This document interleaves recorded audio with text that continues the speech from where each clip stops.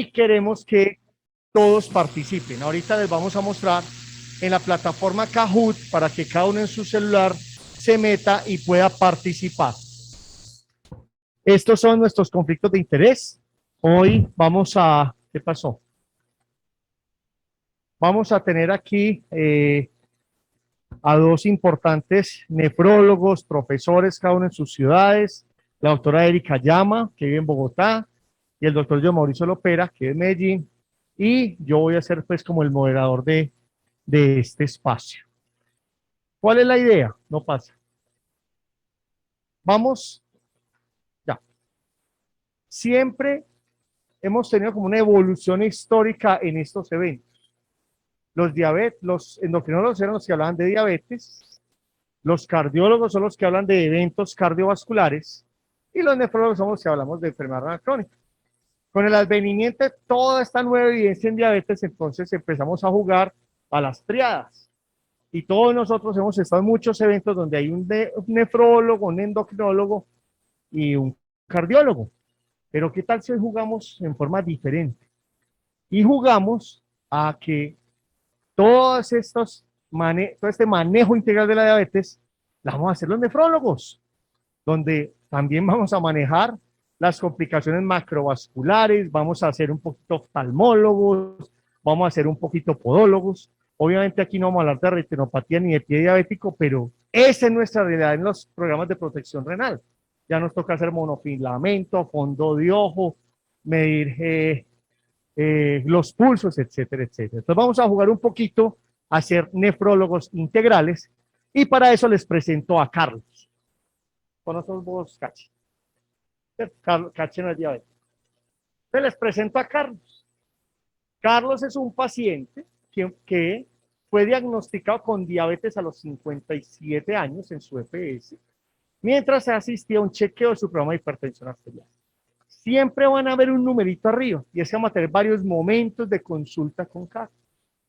Al momento del diagnóstico de su diabetes, Carlos tenía como antecedente una hipertensión diagnosticada a los 50 años, y lipidemia, y tenía un tabaquismo de 10 cigarrillos día por 30 años. Carlos es contador, tiene 2 hijos, y él le dice a su médico que él come de todo, y que ocasionalmente sale a caminar uno de los días del fin de semana. Dice que máximo 30 minutos, pero pronto un día a la mano, no más. Al momento del diagnóstico de la diabetes, Carlos venía en tratamiento con losartán, 50 miligramos 2 veces al día, y lovastatina, 20 miligramos en la noche. Resulta entonces que nuestro médico le pide unos exámenes a Carlos. Y Carlos tenía una glicemia de 143, una glicada de 7,5, una creatina de 0,9 para una tasa de filtración estimada de 101, un parcial de orina normal, un HL35, un LDL de 135 y unos triglicéridos de 200. Y al examen físico, Carlos tenía un índice de masa de 29 kilos por metro cuadrado, una presión de 135/85 sin otros hallazgos relevantes, y nuestro médico dice, bueno, yo le voy a dejar su tratamiento antihipertensivo y polipemiante igual, y le voy a empezar metformina 850 miligramos 2 veces al día. Resulta que Carlos llega 6 meses después, consulta número 2 o momento número 2. Entonces Carlos en ese momento trae una glicemia de ayunas de 118, una glicada de 7, un kilito menos, están 84, ya están 83, una presión arterial de 134/86, frecuencia de 84. Nuestro médico le da palmadas en la espalda, lo felicita, le pone carita feliz y le dice, usted va pero muy bien. Una verdad que va excelente. Entonces le dice, en 6 meses vuelvo y te ve. Pues resulta que Carlos tiene un inconveniente económico y no vuelve a los 6 meses, sino que vuelve 12 meses después. O sea, momento número 3, mes 18. Carlos ya con 58 años largos. Llega en el tratamiento que ya dijimos, 2 de metformina, 2 de losartán, una de atorvastatina, y continúa con actividad 1 vez por semana. Él le dice al médico, hombre, yo la verdad es que sigo haciendo mi ejercicio 1 vez a la semana, ya no fumo, los dulces poquitos, pero es que las harinas sí me gustan mucho. Yo sigo comiendo harinitas. Y en ese momento entonces trae una presión de 142/90 sentado y de pie, 80 por minuto de frecuencia, un índice de masa ya de 31 kilos por metro cuadrado. Subió 4 kilos en 12 meses. Y Carlos ya no tiene una glicada de 7, sino de 8, una creatina de 1,2 con una tasa de filtración de 71 mililitros al minuto y una relación albúmina-creatina en 56 miligramos por gramo. Tiene triglicéridos en 180, HL32 y un LDL 127. Entonces nuestro médico dice, no, ese azúcar tuyo no está controlado, yo la presión también la veo como alterada, entonces vamos a hacer algo, Carlos. Te voy a poner 3 de metformina y te voy a poner glibenclamida, que es muy buena, y a tu losartán le voy a agregar 5 miligramos de amlodipina. Y le dice, hombre, Carlos, coma mejor, hermano, que es ese harinerío, coma más poquita harina, haga ejercicio. A ver, 3 veces a la semana, por lo menos ejercicio, y se demoró 22 segundos haciéndole, pues, todas esas recomendaciones no farmacológicas. Y le dice, oiga, venga dentro de 6 meses, pero Carlos, por motivos de su consulta, y dice, no, yo voy a estar bien, yo voy a ser juicioso, entonces él se ausenta un año. Aquí vamos a parar. Entonces, primer acto de reflexión. Hasta este momento, todos nosotros, los que manejamos pacientes, creemos que Carlos se le ha hecho un buen abordaje y manejo adecuado. ¿Será que sí? Entonces vamos a empezar a jugar. Yo los invito a que en sus celulares, dame Kahoot, Gerson, porfa, que metan entonces a Kahoot, ya Gerson nos va a decir cómo es. Mírelo ahí, www.kahoot, y ese es el pin, Carlos, es Gerson. Ese es el pin, ahí nos van a salir quienes se han metido, ojalá todos se metan para que todos empecemos a jugar.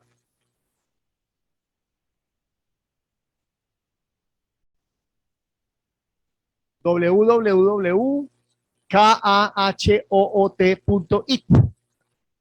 y ese es el pin, ese número de 6 cifras que está ahí. Aquí nos empiezan a salir todos los jugadores. Por ahora no hay nadie inscrito. Big Mike, uy, tenemos aquí, hemos dicho, boxeadores y todo. Perfecto, súper. Carlos Henao, estamos listos. Hágale, apenas haya por lo menos 10 ahí metidos, empezamos a jugar. Hágale que tenemos tiempo. Ya tenemos 6 jugadores, 7 jugadores, 8 jugadores, 9 jugadores. Bueno, entonces, hasta este momento, tenemos un paciente que lo han visto en consulta 3 veces, ya tiene 59 años, es hipertenso, dislipidémico, una diabetes mellitus de reciente diagnóstico, que le empezaron metformina 2 veces al día.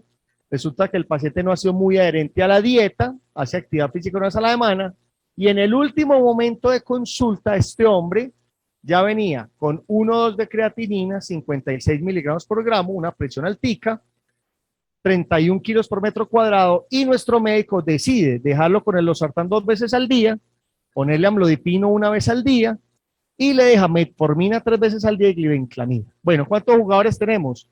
5, 10, 15. ¿Falta alguien? 16, perfecto, 16. ¿Alguien más falta? Esperamos a alguien más. Puche juega con la mano. Puche juega con la mano. Vea. Listo. Bueno, no, jugamos con la mano. Me parece bien. Tenemos más de 20 personas. Rubén, jugamos con los 20. Listo. Bueno, hágale, Gerson. Arranque con la vitrola. Pregunta número 1.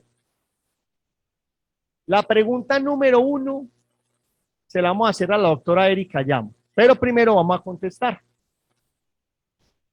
Doctora Llama, al momento del diagnóstico, ¿cuál debió haber sido la meta de glicosilada? ¿Es fija o es susceptible de modificarse? Tenemos 4 distractores, 30 segundos. La meta de glicada siempre debe ser menor a 7. La meta de glicada siempre debe ser menor a 6,5. Ya no es importante la meta de glicada y la meta de glicada puede cambiar en la evolución del paciente. Les repito la pregunta. Sí, de Carlos. No, estamos hablando de Carlos. Es Carlos. Ojo, apenas 7 contestaron. Pilas. Vamos a tener que dejar la pregunta un poquito más rápido. Es decir, la pregunta, porque es que desaparece la pregunta muy rápido, Gerson.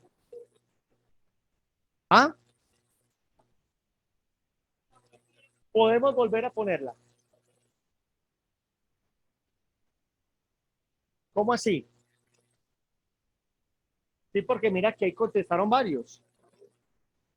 Ah, es que se acaba el tiempo, son 30 segundos. Vale, bueno, entonces, la mayoría, bueno, estamos ensayando, estamos empezando. La mayoría contestaron, la meta de glicosilada puede cambiar en la evolución del paciente. Aquí tenemos otras reglas de concurso. Erika nos va a contestar, pero puede haber participación del público en cada pregunta, 2 intervenciones, máximo 1 minuto y cortamos. Que no pueden casar con el micrófono porque le pegan el COVID. ¿Listo? Está establecido que más de 1 minuto se pega el COVID en el micrófono. Bueno, muy bien, Erika, cuéntanos qué piensas. En esta almuerzo romántico aquí con el doctor Lopera. No, espere. ¿Qué pasó ahí? No pasó la pregunta. No puedes con la pregunta. Dame la pregunta. ¿Listo? ¿Listo? Bueno, la pregunta tiene varios puntos. Primer punto, ¿cuál era la meta de hemoglobina glicosilada para el momento del diagnóstico de este paciente? Que como lo dijo el doctor Montejo, había sido ya 2 años antes de la última diapositiva. Era un hombre joven, bueno, un hombre de 57 años. En nuestro país el promedio de diagnóstico de diabetes es 61, más o menos 13 años, cabe en ese punto. No tenía mayores comorbilidades aparte de su hipertensión y venía con un sobrepeso y hábitos insaludables como el tabaquismo y una mala inadecuada alimentación. Yo creo que en este paciente teníamos que apuntarle a un excelente control, teniendo en cuenta que tenía que tener una larga evolución de su enfermedad, en donde nuestra meta era tratar de evitar las complicaciones micro y macrovasculares. ¿Y qué nos dice Guía Cadigo 2020?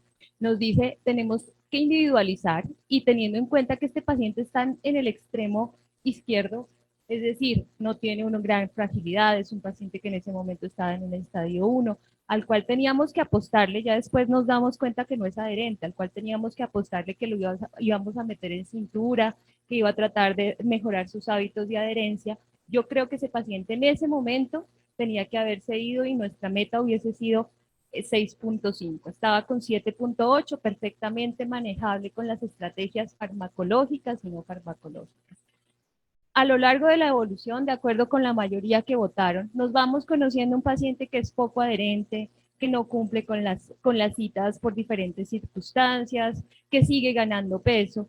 Tal vez nuestra meta pueda cambiar y ser un poco más racional con esa conducta del paciente y decir, bueno, me voy a mover un poquito, no, ya veo que el 7 no va a ser mi meta por las diferentes condiciones, pero mínimo, y de acuerdo con lo que hablaba el doctor Lopera, mínimo un 7% para este paciente para garantizar evitar las complicaciones micro y macrovasculares. Dame la siguiente. Y aunque estamos claramente en la onda de que no vamos a pensar solo en hemoglobina glicosilada, que nuestros pacientes son un todo dentro de un riesgo en una enfermedad que no solo es metabólica, sino que es sistémica e inflamatoria, tenemos que tener en cuenta que este es un factor importante y lo conocemos a través de toda la literatura que es de larga, desde por lo menos 20 años. UKPDS por 13 años nos demostró cuál era la importancia de intensificar el control metabólico de nuestros pacientes. Entonces sí tenemos que proponernos unas metas, ojalá reales, y ojalá involucrar al paciente en esa meta y explicar cuál es la importancia de llegar a ese numerito. Y no es mi glucometría de la mañana, es este numerito que se traduce en desenlaces importantes a través del tiempo. Muy bien. Mauro, casate con una cifra de glicada desde el principio. Es que Erika, 7, pero casémonos con una cifra. ¿Menos de cuánto para vos, si fuera tu paciente? Menos de 6,5 no. Menos de 6,5 no.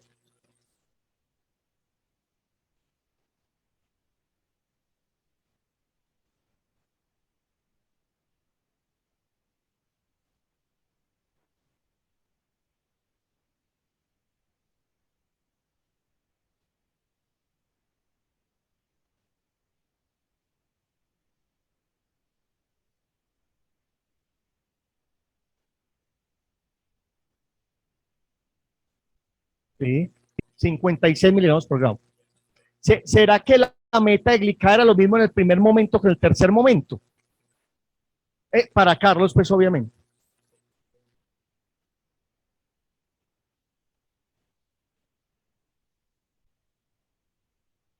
Bueno, perfecto. ¿Cómo? ¿Por qué le hicieron o no le hicieron? Por eso, 56 miligramos por gramo. Bueno, vamos a mirar. ¿Alguien quiere frente a esta pregunta meta de glicada para este paciente?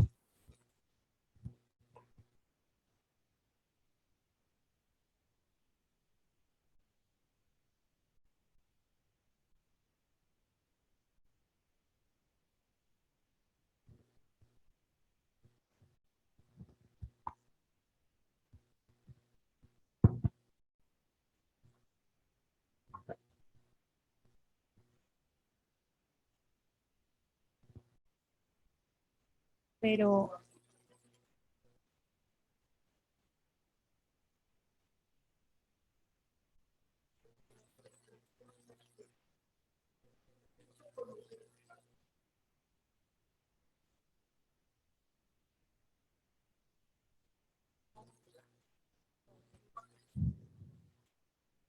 doctor, es súper interesante el punto de vista fisiopatológico, pero claramente la microalbuminuria nos está diciendo el fenómeno inflamatorio de este paciente, el fenómeno inflamatorio capilar global, riesgo cardiovascular, esperar control en este paciente, ya vamos en un momento de 18 meses. Desde el momento cero debía tener una hemoglobina glicosilada. ¿Para qué? Para conocer todo su entorno microvascular. Y de entrada, pues, este paciente la viene a tener al mes 18. Mes 18 y con 5 años, con 10 años, 7 años de hipertensión. Es decir, este paciente tenía que tener una albuminuria desde el momento cero y es otra de las cosas que vamos a ir. Bueno, antes de responder la pregunta sobre la meta que queremos de glicosilada, este paciente no tenía una intervención del estilo de vida que es preponderante para poder nosotros llegar a una meta, digamos, esperada. La intervención del estilo de vida, reducción de peso, a la alimentación, reducir el consumo, pero por eso, más allá de eso, luego de eso, ¿cuál es la glicosilada para este paciente? La glicosilada somos, digamos, las recomendaciones dicen menos de 6.5, acercándose o 8%. Para mí que este paciente con 57 años, nosotros podemos estrictamente llevarlo a menos de menos 6.5. Yo creo que tiene 57 años, todavía no tiene un evento macro, ya tiene albuminuria, ¿verdad? Yo creo que ese paciente, soy diabético, yo creo que ese paciente puede tener 6 de glicosilada perfectamente y le va a ir mejor. Dame la segunda pregunta, Gerson. Bueno, vámonos a la segunda pregunta, que esa se la vamos a hacer al doctor Lopera. Listo, estén atentos ahí a su teléfono. Todos han bajado Kahoot, todos ya lo tienen, ¿cierto? Listo, vámonos a la pregunta, no, a la 2. Ahí está saliendo la 3. No, entonces la 3 no, esa todavía no, es la 2. No, la 2. Listo, es así. La 2, listo. Espérate, no la pongas todavía porque la voy a leer. Dice, doctor Lopera, tenía este paciente desde el inicio de su diagnóstico de diabetes 2, indicación para monoterapia o terapia combinada. Y las opciones son, en su inicio tenía indicación para monoterapia. En su inicio ya tenía criterios de insulinización. En su inicio tenía indicación para los antibióticos orales o en su inicio solo tenía criterios para manejo no farmacológico. Listo, ahora sí, reanudar. ¿Qué pasó? Reanudar. Listo. No, ahí ya va a salir. Listo, ahí ya está. No, pero ¿qué pasó? Espere. Pero ¿por qué está en la 4? Está muy sensible la 2.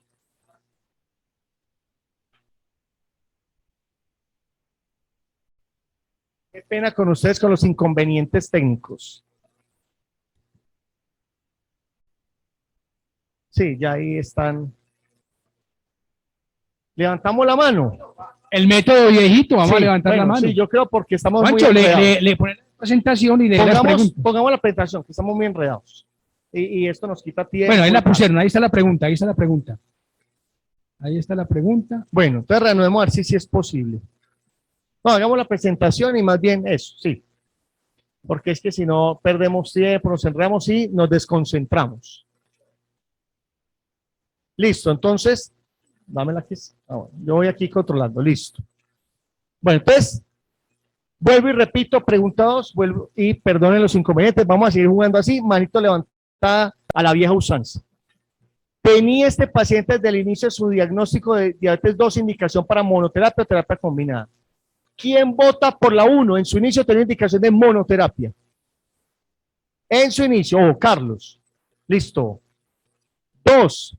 En su inicio tenía indicación para 2 antidiabéticos orales. Ojo, aquí yo no estoy hablando de moléculas, estamos hablando de 2 antidiabéticos orales. Por allá levantaron la mano el doctor Rosselli, por aquí José Gabriel, Lucho, bueno. En su inicio ya tenía criterios de insulinización. En su inicio solo tenía criterios para manejo no farmacológico. Listo. Erika, Mauro, perdón. Contanos. Lo primero para darle respuesta a esto es perfilemos ante qué paciente estamos. Estamos ante un paciente de 59 años ya, en su segundo momento, diabético, hipertenso, dislipidémico, obeso, sedentario y con tabaquismo. Entonces ya nos decía ahora el doctor Pertús que en nuestras guías de adopción, no de adaptación, no hay diabéticos de bajo riesgo, entonces salimos de ahí. Si miramos en el perfil de este paciente, miren, diabético tipo 2, ya el solo hecho de tener hipertensión arterial, dislipidemia, tabaquismo y obesidad, de entrada, nos pone este paciente en muy alto riesgo.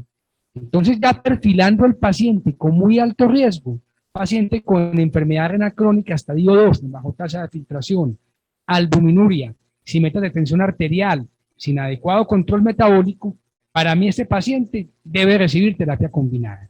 Y una terapia combinada perfilando precisamente ese alto riesgo cardiovascular.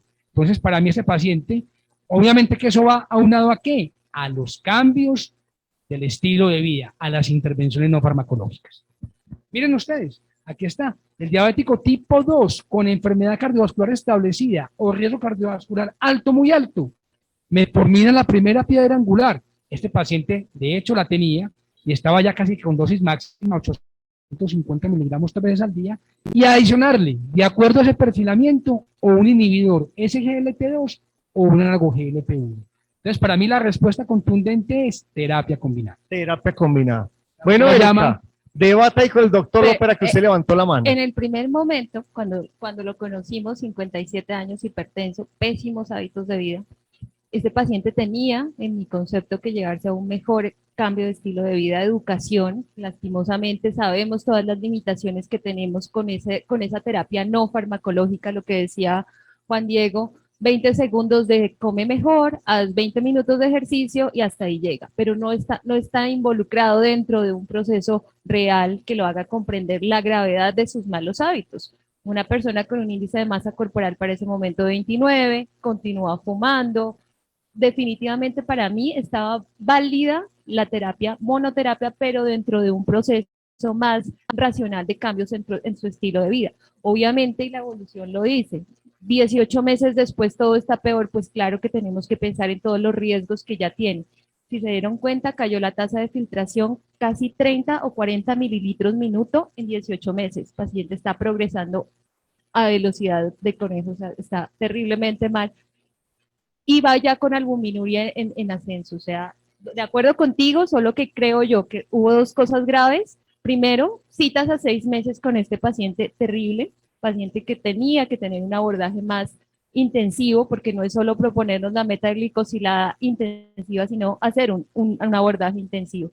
Y segundo, los cambios de vida, estilo de vida, que son supremamente importantes. Doctor Castillo. Y otra vez.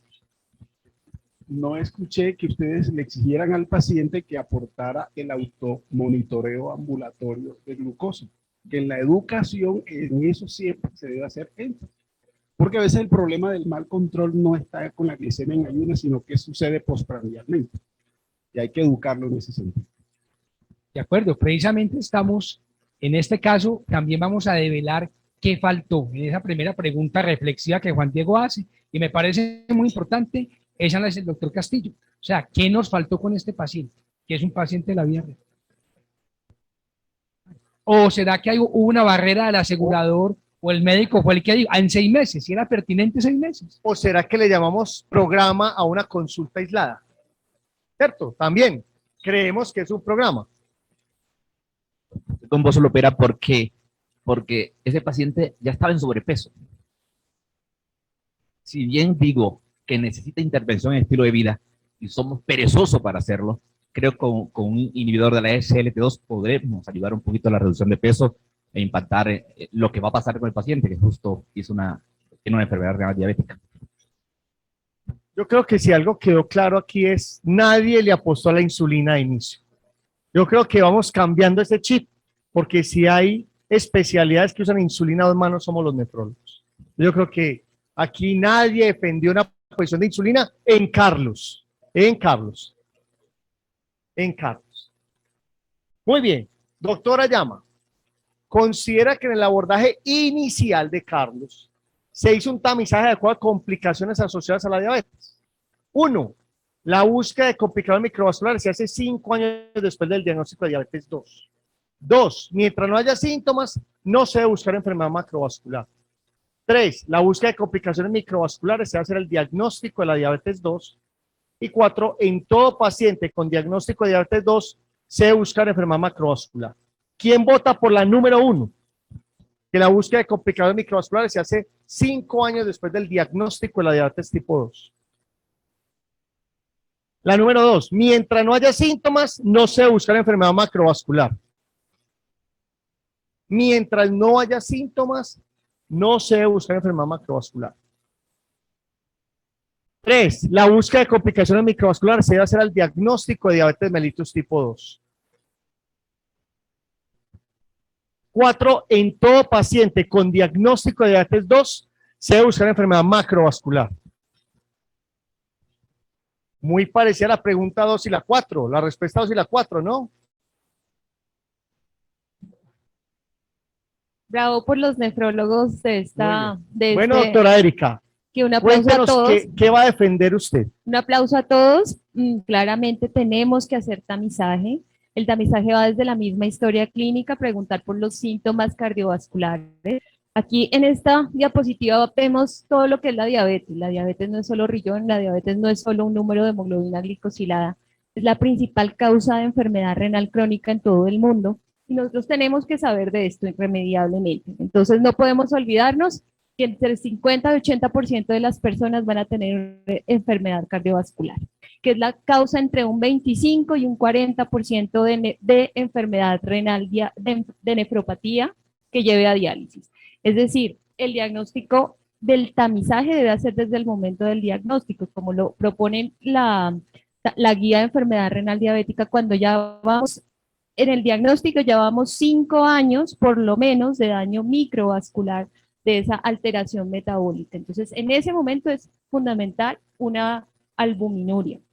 Tenemos que tener en cuenta que hasta 60% de las amputaciones no traumáticas van a ser a causa de diabetes. Entonces, definitivamente tenemos que indagar desde la historia clínica por los fenómenos de claudicación, el examen físico tan básico como revisar los pulsos, va a ser importante dentro de la identificación de enfermedad vascular periférica y retinopatía. Al momento del diagnóstico, 20% de las personas tienen ya cambios por retinopatía diabética. Es casi igual que lo que ocurre con la nefropatía, con la enfermedad renal diabética. Entonces, definitivamente, en este paciente no se hizo una tamización adecuada. Si nos damos cuenta, al mes 18 nos informan una albuminuria. Si nos damos cuenta, en ningún momento nos mencionan de cambios asociados a enfermedad vascular. En cuanto a y son cosas que podrían ser sencillas, por ejemplo, un electrocardiograma de base con este paciente nos hubiera podido dar información acerca de hipertrofia ventricular, acerca de posibles cambios isquémicos que teníamos que indagar, no los tuvimos. Entonces, definitivamente sí, no son necesarios exámenes muy especializados, como pensar en una perfusión miocárdica para todos, que podría ser algo de discusión, pero definitivamente faltó tamizaje pensando en que la enfermedad es mucho más allá de un número. Mauro, yo te quiero hacer una pregunta. O sea, no hay duda que Erika dice dos exámenes que faltaron desde el principio, que fue la relación albúmina-creatina en orina y un electro. Mínimo faltó eso. Pero, Mauro, prueba de esfuerzo para Carlos. Prueba de esfuerzo, ¿le hacemos, no le hacemos? O un Doppler carotidio, o una pletismografía, o el más, un ProBNP. Importante eso, Juan. Y antes de, cuando hablamos de tamizaje, pensamos sino en exámenes, antes del laboratorio. Y nos faltó algo muy importante. Este paciente, mandatoriamente, no a Carlos, a todos nuestros pacientes, a auscultar carótidas, intentar hacer fondo de ojo. No somos oftalmólogos, pero por lo menos hacer un intento. Palpar los pulsos. Ya eso nos está dando información de lesiones micro y macrovasculares. Y la pregunta es, en un paciente asintomático cardiovascular diabético como es Carlos nos ha referido claudicación, Carlos nos ha referido angina de pecho, entonces no es costo efectivo hacer búsqueda activa de enfermedad macrovascular. No se requieren ayudas diagnósticas no invasivas. No está mandatorio una ecocardiografía, no es mandatorio una prueba de esfuerzo, no es mandatorio un Doppler, excepto, y como lo dice la Sociedad Europea de Cardiología, diabético tipo 2 de alto o altísimo riesgo cardiovascular es mandatorio hacer búsqueda activa, particularmente de enfermedad coronaria, si hay síntomas de dolor atípico o si hay cambios electrocardiográficos. Son las únicas dos indicaciones para hacer búsqueda activa. De resto, no es costo efectivo hacer pruebas cardiológicas invasivas. No, en Carlos. Sí, la pregunta es Carlos. Yo diría, Mauro, que en este paciente también me gustaría haberlo obtenido, es un monitoreo ambulatorio de presión de 24 horas, un mapa. Claro, va. Ya vamos para ese punto. Este paciente es asintomático cardiovascular. Carlos no nos ha referido claudicación, Carlos no nos ha referido angina. Claro. No, es Carlos. O sea, Carlos, usted le haría una prueba de esfuerzo. ¿Por qué? ¿Por qué? Defienda su argumento.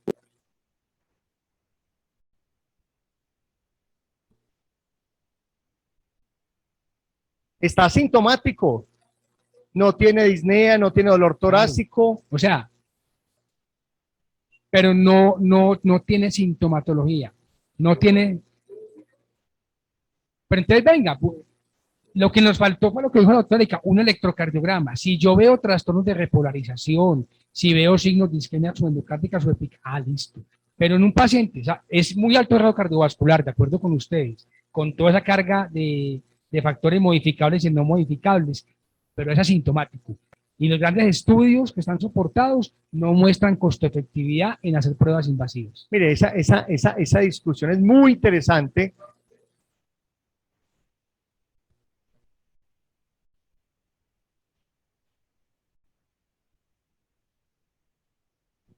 De acuerdo.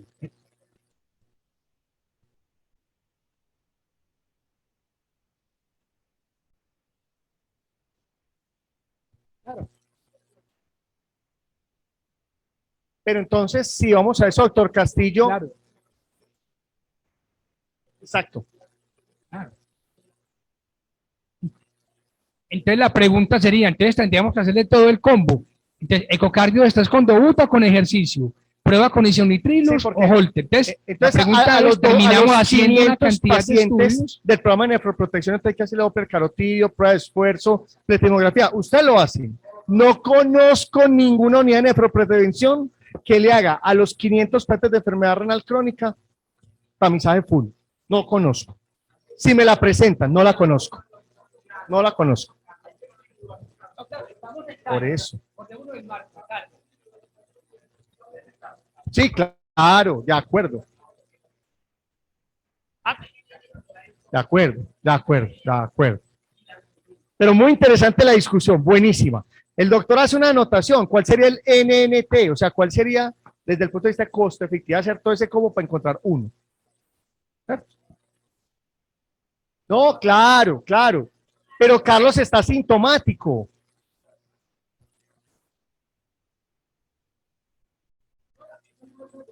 De acuerdo.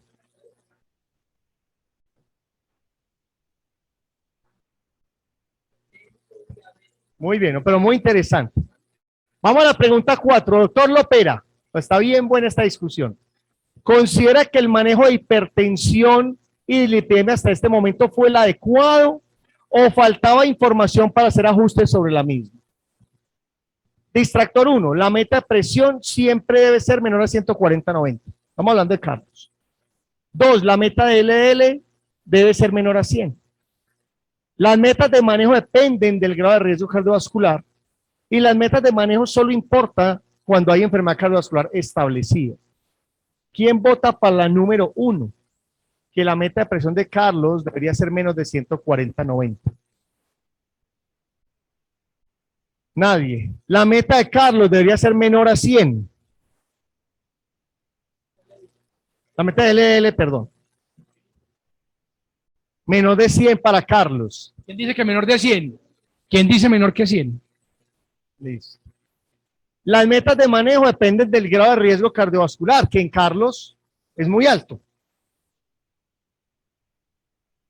Y cuarto, la meta de manejo solo importa si hubiera enfermedad cardiovascular establecida. Que se pueden cruzar.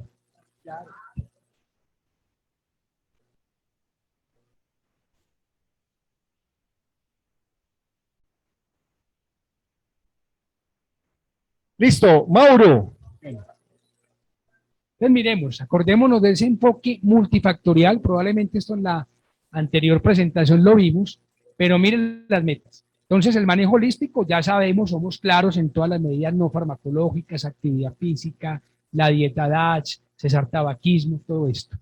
Miren la meta, este paciente tiene albuminuria, entonces la meta debe ser menos de 140, 130, 80, idealmente apuntarle a ese número. En Carlos, ¿cierto? Triglicéridos menor de 150. La pregunta es, ¿este paciente ha tenido eventos cardiovasculares? Por lo menos clínicamente no, ¿cierto? Ya vamos a dar las metas de LDL. Y miren, Carlos Mario decía algo, este paciente nunca ha estado a metas de presión, por lo menos en consultorio, ¿cierto? Y una herramienta fundamental para yo conocer el fenotipo de hipertensión de mi paciente, y una herramienta que está en el post, monitoreo ambulatorio de presión. Carlos Mario, tienes toda la razón. Creo que un paciente, por lo menos en su vida, debe tener un mapa. Entonces, el mapa es una herramienta fundamental. Conocer si el fenómeno de hiper está o no, es un paciente obeso, será que tiene asociado un SAOS. Es muy importante conocer el fenotipo. Dame la siguiente, Juan. Y hay un tema muy importante que va aunado al perfil de Carlos. Ya definimos que Carlos es un paciente de riesgo cardiovascular muy alto, ¿cierto? Entonces, miren, para el riesgo moderado, la meta de LDL, ¿cuál es? Estos son datos de la Sociedad Europea de Cardiología, menor de 100. Riesgo alto, menor de 70. Riesgo muy alto, donde está Carlos, menor de 55. Se traduce en un valor igual como si ya hubiera tenido un evento cardiovascular. ¿Listo? Entonces, la meta de LDL debe ser muy agresiva, menor. Claro. Estaban incluso altas, Están inclusive. porque era menor de 130. Sí, sí. Sí, claro. Menor de 100 puede ser 50, claro. De acuerdo, total. de acuerdo. De acuerdo. Quedamos corticos, ¿cierto? Bueno, De acuerdo. Al ¿qué lugar. meta le ponemos? Pongámosle un número. ¿Qué meta de presión? Para Carlos desde el principio, que desafortunadamente no se hizo una buena valoración del riesgo. Ahí está. Menos de 130/80.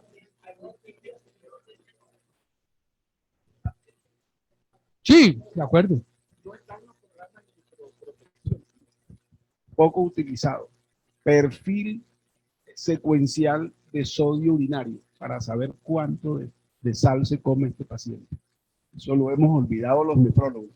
Los nefrólogos antiguos de los años 60 y 70 hacían mis profesores de la Universidad Nacional, el doctor Carreño, el doctor Rebollo, nos hacían, el doctor Hernán Torres, no se hace, lo hemos olvidado, pero eso interfiere con el efecto antihipertensivo de los IECA y los ARA2 que obliga a utilizar esta estrategia.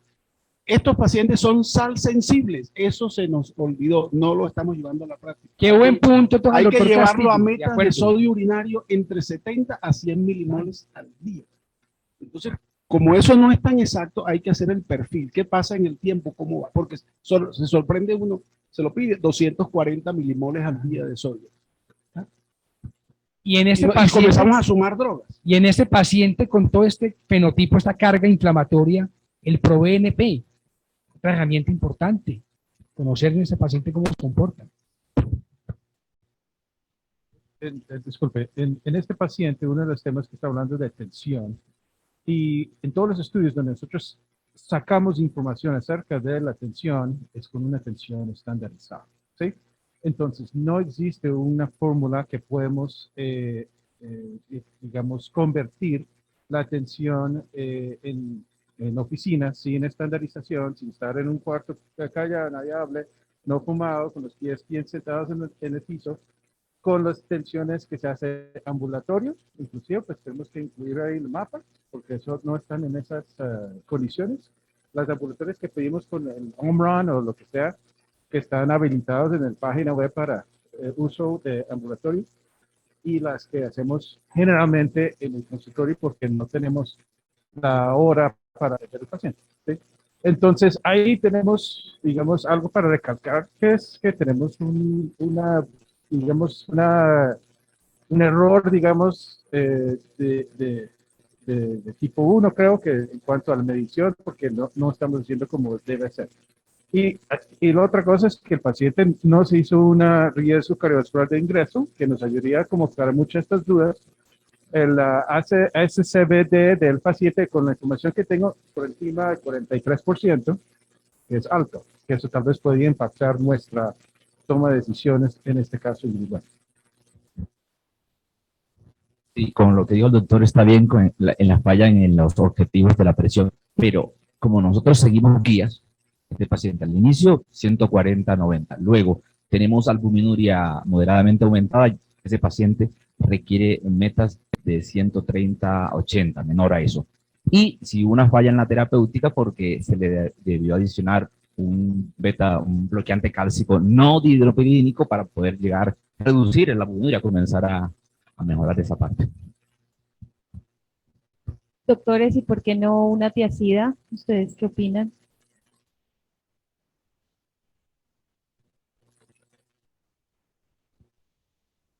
Si la tasa de filtración lo permite.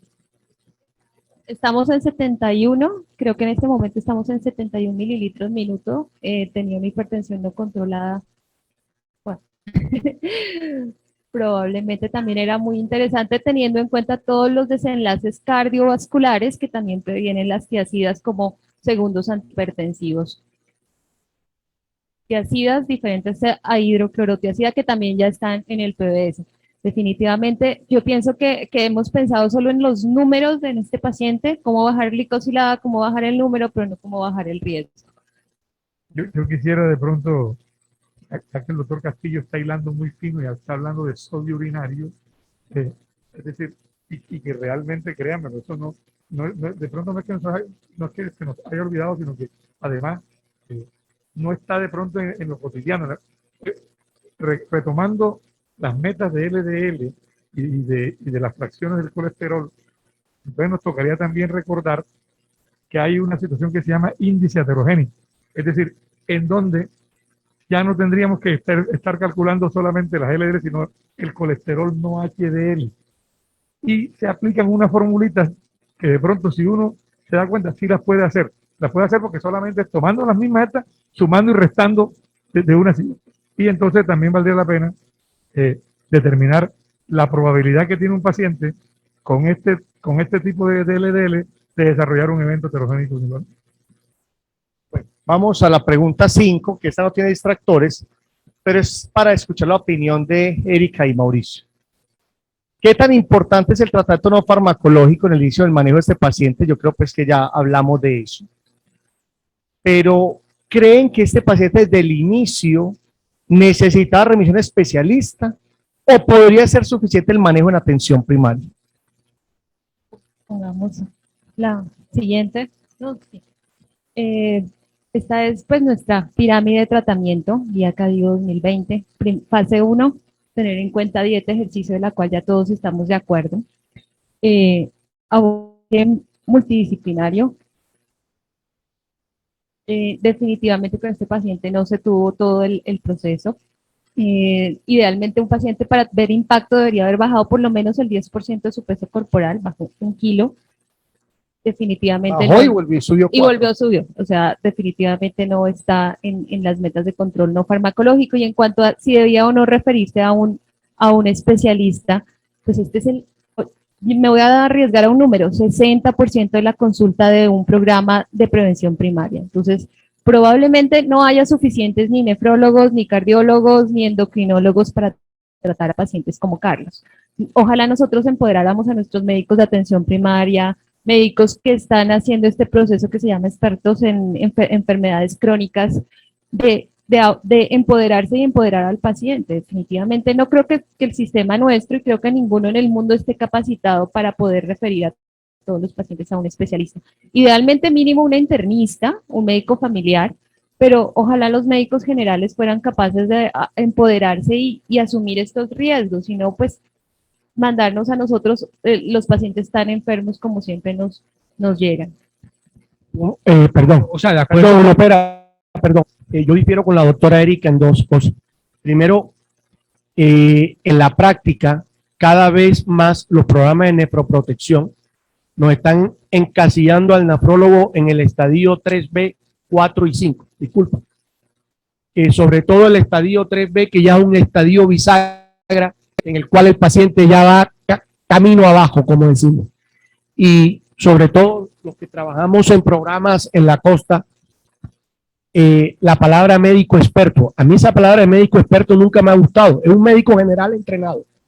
Y nunca el médico general entrenado tiene la capacidad. Por lo menos ese paciente, si hubiera asistido una vez al año o cada 6 meses, donde un nefrólogo entrenado en nefrodiabetes, yo creo que la adherencia al programa, la atención integral que le faltó, la parte de nutrición y todo lo que estás hablando en la pirámide de abajo, hubiese sido mejor. Yo creo que no debemos dejar perder ese espacio de los estadios primarios de la enfermedad renal crónica diabética, que el especialista, en este caso el nefrólogo, no los vea.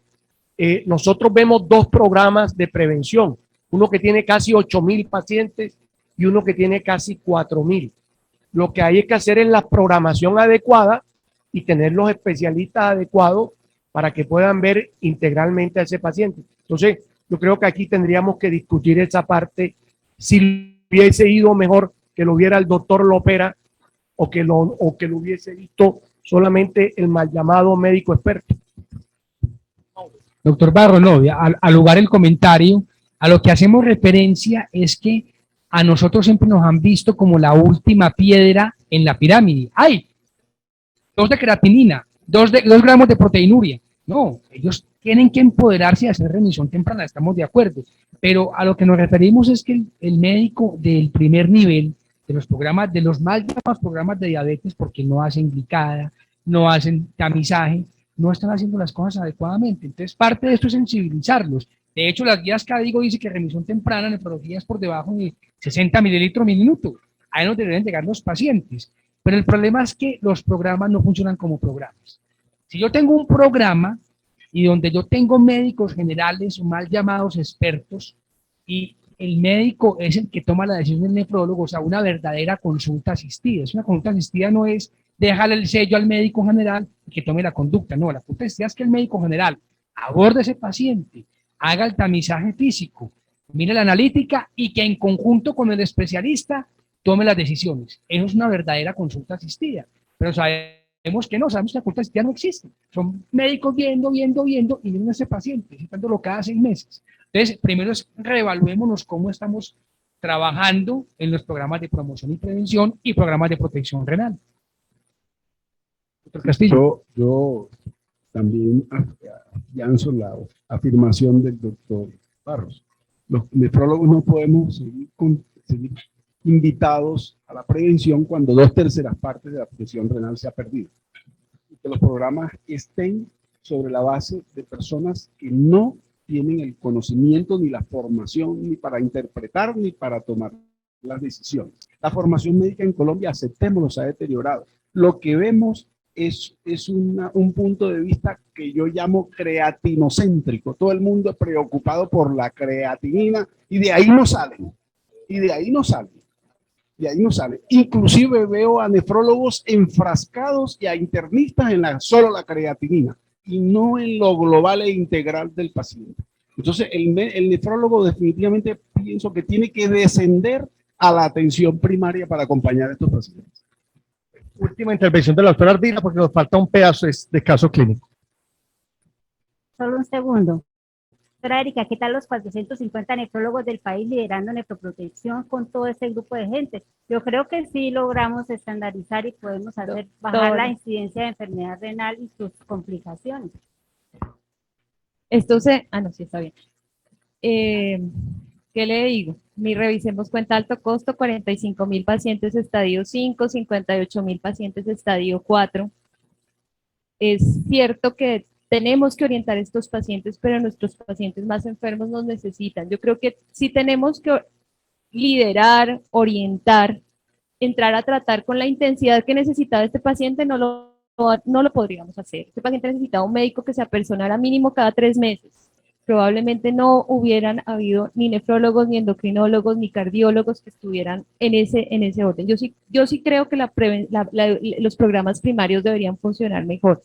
Y yo le apostaría a que nosotros orientemos mejor esos pacientes para que los que realmente lleguemos en el 3A, que es cuando dice Cadigo que nos lo deben remitir o con albuminurias más altas, tengamos lo que ellos no hicieron, porque es que a nosotros nos llegan los pacientes sin y ECA porque les dio miedo de colocarle IEL y ECA, con LDL fuera de la meta, sin una intervención como las que sabemos ya que son claramente demostradas, esperaron a llegar a nosotros. Obviamente estamos en educación, son 2 perspectivas grandes. Yo personalmente creo en el cuidado primario y quiero hacer mi trabajo como nefróloga en el paciente más enfermo y creo que ojalá lo logremos.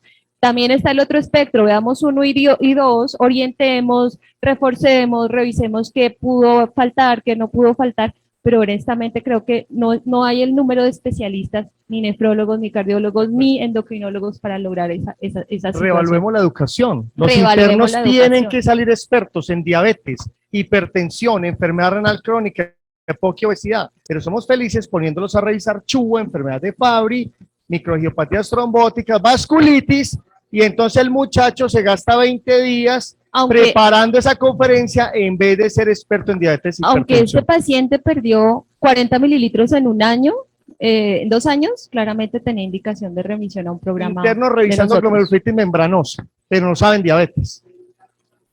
De acuerdo.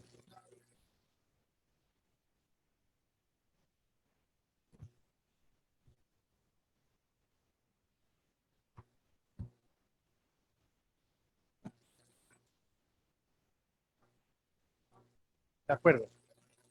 Bueno, vamos a acelerar porque nos quedan 20 minutos que la doctora Alfaro muy amablemente nos va a regalar. Regresa Carlos a la consulta en el mes 30. Dice que en los últimos 6 meses ha tenido varios problemas. Presenta disnea de grandes esfuerzos, se cansa al subir escalas y la caminata que hace los días domingos ya no la hace igual. Aunque come menos carbohidratos, no ha logrado disminuir de peso y ha perdido agudeza visual. Lo encuentran con una presión de 140/85, una frecuencia 82 y un índice de masa de 32 kilos por metro cuadrado. Ya no pesa 87, sino 88. Resulta que llega una valoración por oftalmología por fin, con una retinopatía no proliferativa, una glicada de 7,8, ya la creatina no es 1,2 sino 1,35, una albuminuria de 200 miligramos por gramo, un LDL de 123 con triglicéridos de 160, llega con ecocardio que muestra una hipertrofia concéntrica del ventrículo izquierdo, sin trastornos segmentarios de la contractilidad, pero con una FEBI del 45. Entonces nuestro médico del programa ya del donde esté, le inicia insulina glargina, además de la metformina y glibenclamida que ella tiene, le inicia furosemida y le dice que venga en 6 meses, pues el paciente cansado de tanta droga dice, no, voy a ir donde unos naturistas que me recomendaron los amigos míos, que les ha ido muy bien, y regresa 1 año después. Y resulta que Carlos llega en el mes 42, ha empeorado su disnea de esfuerzos, sin edemas, refiere orina espumosa, muy pobre actividad física, Este es todo el perfil de medicamentos que tiene: 3 de metformina, una de glibenclamida, insulina, 2 losartanes, un amlodipino, una furosemida, una atorvastatina, y ya no pesa 88, ya pesa 90. Y viene con 140/85 y un edema grado 1 de miembros inferiores.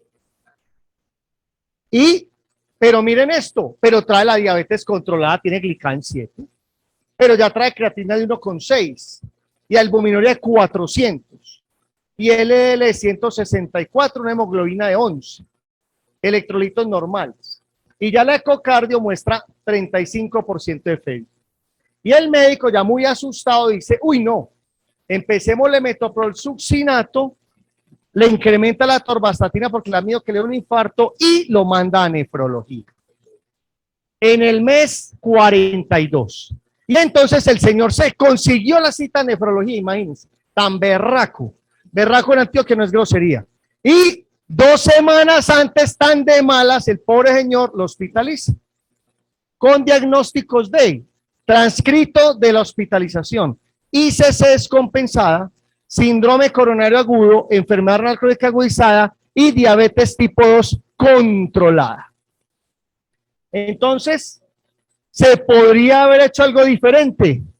Doctora Llama, ¿cuál es la relación entre diabetes tipo 2 y la enfermedad cardiovascular de este paciente que aparentemente venía con adecuado control glicémico? 1, la diabetes siempre se considera una entidad de alto riesgo. 2, el control glicémico no es importante en los desenlaces cardiovasculares. 3, solo el control glicémico es importante en el manejo temprano para evitar la aparición de eventos cardiocerebrovasculares. 4, es muy importante la valoración del riesgo cardiovascular inicial y en el continuum del paciente con diabetes 2. Doctora Erika, cuéntenos. Vamos a quitar las votaciones porque vamos sobre el tiempo. Pero para que queden las participaciones. Dame la siguiente. Bueno, pues esto ya lo hemos dicho toda la mañana, el eje cardiorrenal tan importante que se traduce en mortalidad anticipada, mayor enfermedad general, hospitalizaciones, falla cardíaca. Existen tratamientos que en este paciente no se usaron, se saltaron a otras intervenciones, claramente hubo muchísimo más por hacer. Creo que estamos un poquito sobre el tiempo, también conocemos muy claramente esto: a menor tasa de filtración glomerular, a mayor albuminuria, son marcadores de riesgo, marcadores de enfermedad macrovascular. Definitivamente este paciente, vimos cómo cayó en 18 meses, en 2 años, el 50% de su tasa de filtración glomerular. Arrancamos en 101 mililitros minuto y estamos en 40 y algo de mililitros minuto por.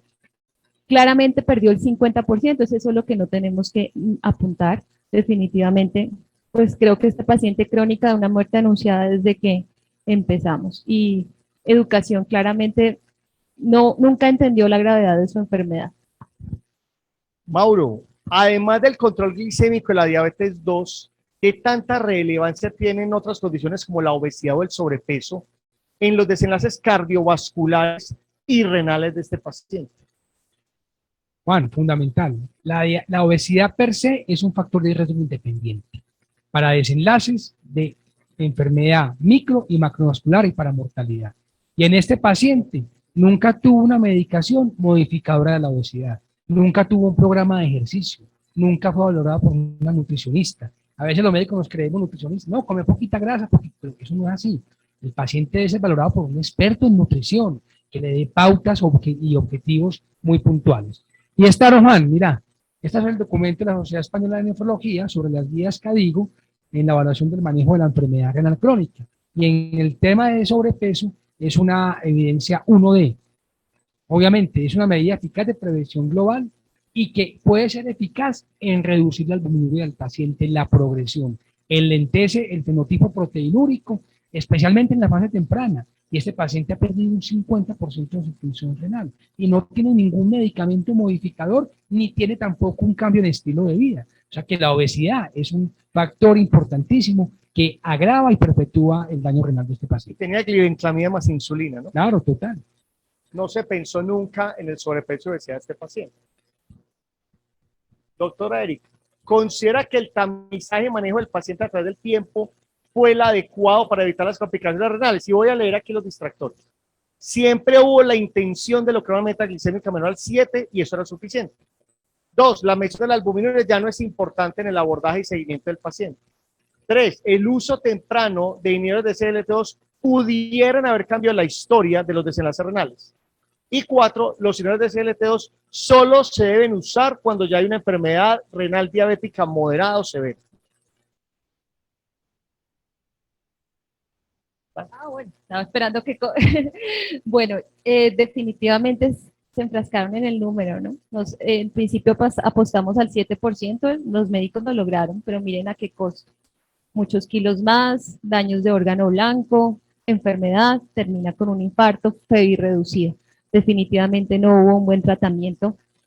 Si pensamos en este consenso conjunto entre las sociedades europeas, una de las pocas cosas en que se han puesto de acuerdo los norteamericanos con los europeos, esta guía de abordar el riesgo, no abordar el número, ni abordar solamente una de las cosas del abordaje glucocéntrico, sino el riesgo. Entonces, por fortuna ahí está, mano derecha, riesgo cardiovascular, riesgo renal, y ahorita acabaron de meter falla cardíaca. Definitivamente con este paciente se debía pensar en el ISGLT2, no en el primer mes, 0, pero por lo menos al primer año, este paciente debía tener un medicamento modificador de todo, ya que solo no fue capaz. Siguiente, y pues definitivamente, siguiente, estas moléculas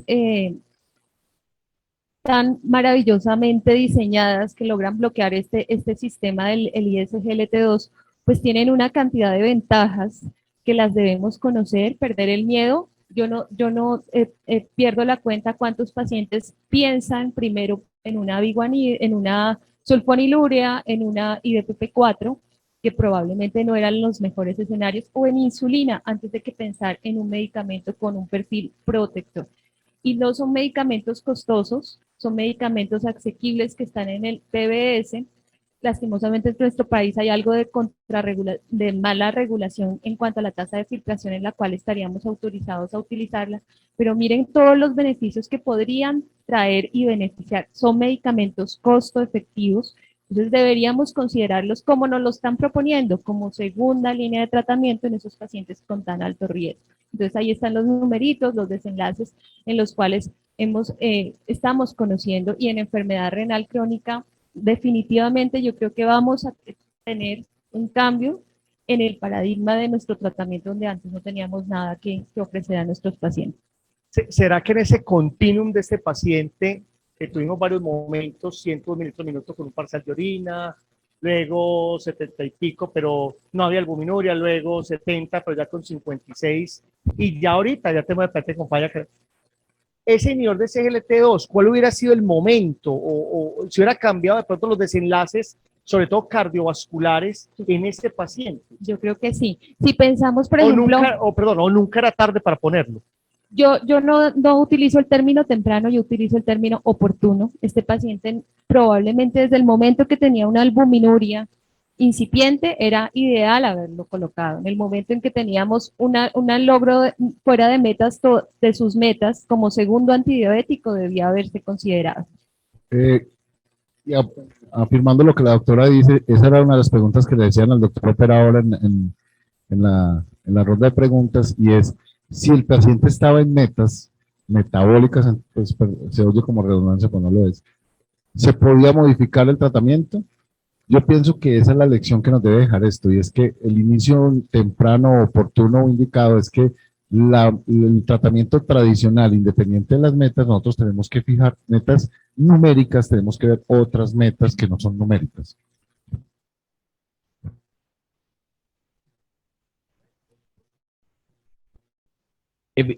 Evidentemente, si uno ve que se le modificó, se le adicionó medicamento, cualquiera dice, no, este paciente no estuvo en inercia, pero realmente fue la inercia más a la inercia terapéutica, ¿cierto? Se falló en la intervención en el estilo de vida, que debió ser lo primero.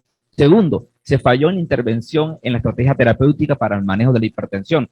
Se hubiera incrementado un IECA, un ARA2. Tercero, no se le instauró el inhibidor de la SGLT2, que yo, al contrario de ustedes, pienso que ese paciente, al momento que llegó debió recibir un IGF-1 porque ese paciente es diabético, hipertenso, obeso, ese paciente tiene un riesgo alto. O sea que, ¿cómo vamos a impactar en los desenlaces si al inicio no le damos esa terapia?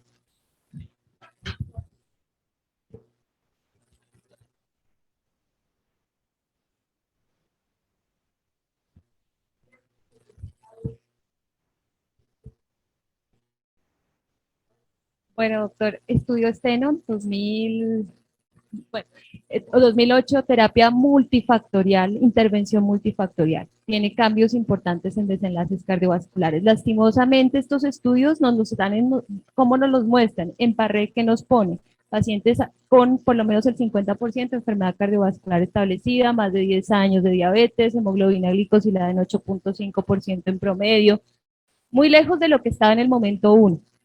En el estudio que presentó el doctor, el metaanálisis de Estonia Palmer, dividen los pacientes por riesgo cardiovascular y tasa de filtración glomerular. Los pacientes con 3 factores de riesgo y tasa de filtración mayor probablemente se pueden beneficiar en el primer momento de solo cambios de estilo de vida, metformina y todo el resto. A partir de tasas de filtración de menos de 60 y con más de 3 de factores de riesgo cardiovascular debería tener. Les invito a ese metaanálisis, es buenísimo. Mauro, ¿consideras que el uso de medicamentos modificadores de diabetes de forma temprana, bueno, ya hemos hablado de esto, en este partido era cambiar la historia natural, pero te la pongo así, combinación de medicamentos, inhibidores SGLT2 agonistas GLP-1, de pronto al inicio y en esos primeros 18 meses, ¿hubiera tenido algún papel? En el momento 1 no, a partir del momento 2 sí, no hay duda, porque acordémonos que es un efecto sumatorio, estamos interviniendo 2 vías, metabólica y hemodinámica, y este paciente aquí está soportado. ¿Qué predomina? ¿Predomina la enfermedad cardiovascular o predomina el fenotipo hemodinámico? Y en este paciente en el momento 1 no, podría ser una terapia combinada, pero en el momento 3 específicamente este paciente debió haber recibido la sumatoria de un inhibidor SGLT2 asociado a un GLP-1 o una coformulación, ¿cierto? Esto lo vimos, sí, antes de la insulina, total, es que estos medicamentos son independientes de hemoglobina glicada, saquémonos eso de ahí. Y miren ustedes, esto lo vimos ahora, uno puede iniciar simultáneamente GLP-1, SGLT2, o puede sumar, lo tengo con SGLT2, no he logrado esas metas que yo quiero, de adición de GLP-1, o viceversa, tengo el GLP-1 y adiciono el SGLT2.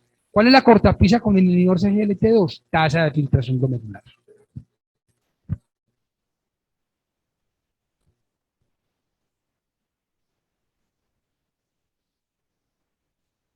Claro, total, de entrada. Sí, total. De acuerdo. Ya.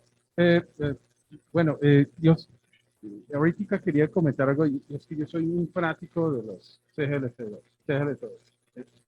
Y yo quiero como, en ahorita Kitty Week, en los discussion boards, se discutió mucho acerca del inicio de estos medicamentos.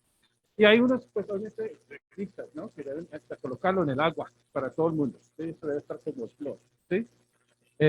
Y pues yo estoy muy cercano a eso, en el sentido que deberíamos haber iniciado de entrada a este paciente. Es que estamos pensando en este GL2 como si fueran medicamentos para diabetes. Eso es, honestamente, como el tercer enfoque. Creo que va a ser más una droga para falla cardíaca, una droga para disminuir MACE y de últimas para diabetes. Entonces, hicieron un comentario que me pareció muy interesante. Sí, es que tenemos miedo a empezar estos medicamentos, seguimos con los viejos medicamentos, y es porque nosotros como nefrólogos creo que debemos llevar la vanguardia y decirle, no, hay que poner eso, hay que dejar el miedo. El impacto es en corto tiempo, en 6 meses ya tenemos un impacto importante. Este paciente tiene un riesgo cardiovascular alto, ¿sí? Y no deberíamos tirarlo para control glicémico, para usar el Plozasiran. Que está indicado para diabetes diabética, listo, tenemos que aprovechar esa oportunidad, pero yo quiero que la asociación y nosotros como grupo, como gremio, empezamos a arrastrar a nuestros internistas, a arrastrar a nuestros médicos de atención primaria, a nuestros familiaristas, para que arrancar temprano, ¿sí? Para mí, es mi punto de vista.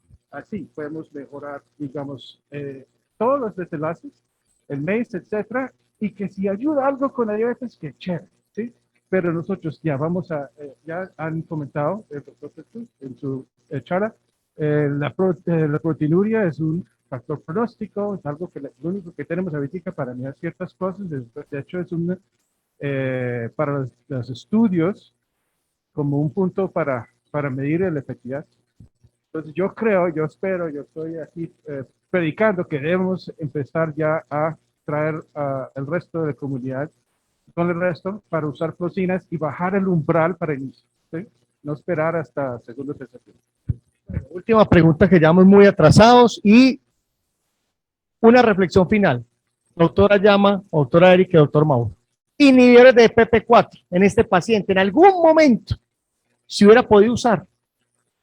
No es una primera ni segunda línea, es obvio, este paciente tenía indicaciones de terapia combinada y medicamentos modificadores. Los inhibidores de PP4 nos confieren un perfil de seguridad, y eso es muy importante. De pronto nos ayuda a bajar hemoglobina glicada, pero el problema de este paciente no era hemoglobina glicada. El problema de este paciente era el tema cardiovascular, ¿cierto? Entonces, aquí no tiene una cabida muy importante, es un medicamento seguro. Pensemos en los pacientes frágiles, con fenómenos hipoglucémicos, donde las metas pueden ser más laxas. Carlos se sale de ese escenario. En el momento en que adicionan la glibenclamida, podrían haber pensado en un medicamento más seguro y con un efecto menos para el peso.